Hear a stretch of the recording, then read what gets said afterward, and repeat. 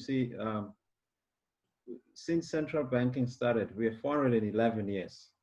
And if you look into the fact that God visits the iniquities of the fathers, the fourth generation, I strongly believe that what we are experiencing now is a shaking, is a really shaking of the iniquities of the system that was set 400 years ago. And when that happened, when a shaking happens, it's not Satan that causes the shaking. God shakes things so that we can show up. Yes. And literally be the light.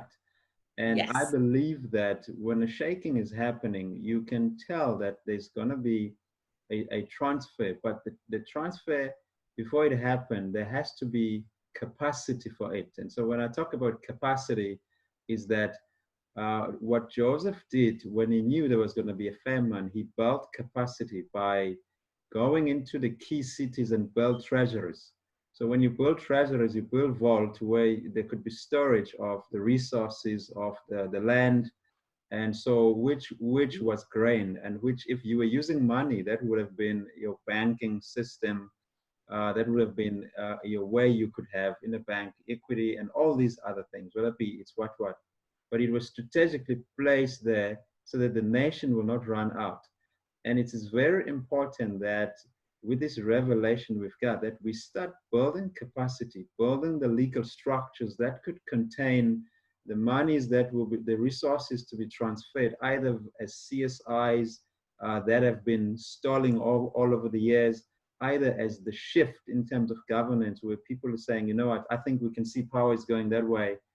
We need to align there. We got to pump in more money there. We should have structures that are in place to be able to then be good steward, because it's about stewardship. So we got to have the system in place. And the system that could stand the test of some is a banking system. We have clearly seen it, that once you build a banking system that has got values, that is kingdom-based, then you will be able then to legislate in terms of, because the bank self-govern itself, in fact, because, and it regulates itself, even though they say there's regulation. So if you build that, and then you're able then to solve most of the problem. African people, they're not lazy. They are actually very skilled and talented and all that. But it has been the bank that have ensured that they don't have an economic base, because when they see something, they wouldn't support it, but they will take that and utilize it. So where we are not free until there's personal freedom and financial freedom. We're not yet free. And that's why this shaking is so that we could show up and begin to build capacity, so that we can set the people free. Jesus said, Spirit of the Lord is upon me.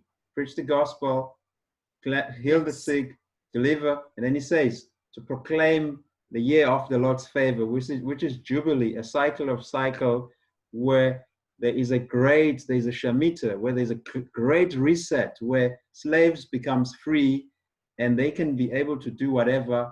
And those who have debts, they're set free. There's a cancellation. There's a massive thing. And I believe that we are in that. But because we've delayed in building capacity, building structures, we feel like it's still coming. We're in it, but we got to get those structures in place. Let's get the vaults. Let's get the treasuries in the key cities, in London, in the US, in South Africa, in Australia, and New Zealand.